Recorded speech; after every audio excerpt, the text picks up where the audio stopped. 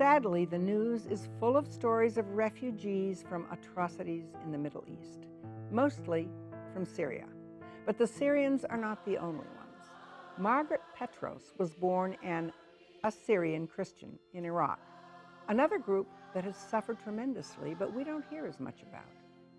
Shortly before the fall of Saddam Hussein, her family was forced to flee to the U.S. Today, over 30 years later, she's the executive director of an organization called Mothers Against Murder, which assists the families of murder victims. This work has evolved to include the protection of refugees from the Middle East seeking asylum in the Bay Area. To date, she has helped 18 refugee families and 74 individuals in the long, complicated, and arduous process of seeking asylum and becoming legitimate members of this country. And at the moment, there's no one else who's doing this work. How hard is it for Assyrian Christians in Iraq today? It is extremely hard. It's the hardest that it has ever been in our modern history. We know a genocide is going on. Since ISIS took over the second largest city in Iraq, Mosul, which was heavily populated with Christians that have been there for thousands of years, practicing their Christianity. ISIS immediately started raping, abducting, kidnapping Christians, selling women for cash on the black market. They very quickly identified which homes belonged to Christians and marked them with a letter N as an indication they are followers of Jesus the Nazareth, and gave them an ultimatum. You either convert to Islam, you pay a special tax of $470 a month if you want to stay Christian, or die by the sword. Just imagine having to live in fear of someone knocking on your door at any time and for no legitimate reason to take you away from your family. It's a psychological terror, and so many families suffered a lot worse. Many of the families that I've helped had relatives, friends, all of them know someone who was killed. In Iraq in the past 15 years, during Saddam's powers, after Saddam's fall, and the worst was when ISIS came to take over Mosul. This ethnic minority group is disappearing. There are so few Assyrians left around the world. Their homeland was Iraq. That's where they kept their language, their culture, their traditions.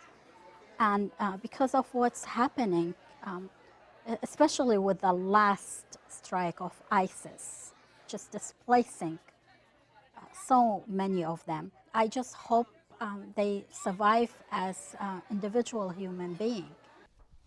Margaret's work includes collecting documents for immigration applications that usually add up to hundreds of pages of evidence.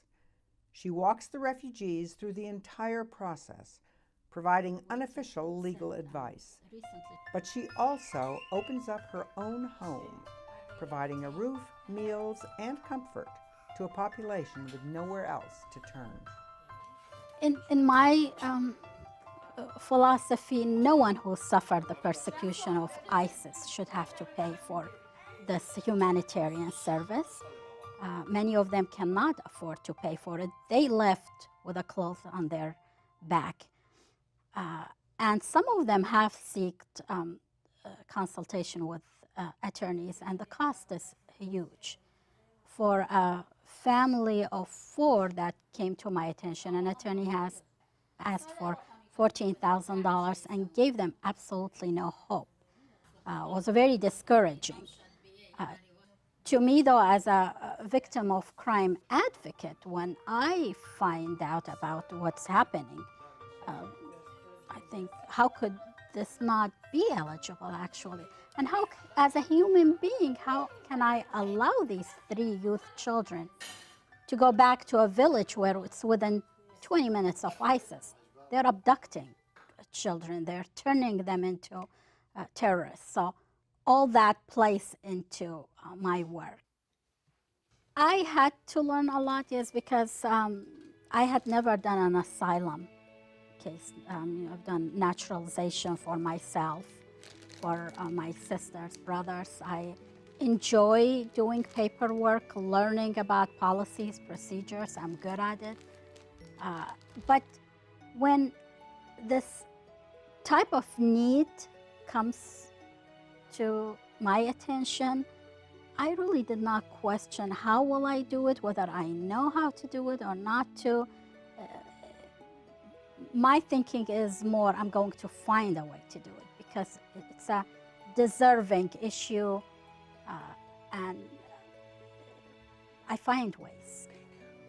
Of the many families you've helped, what are you most proud?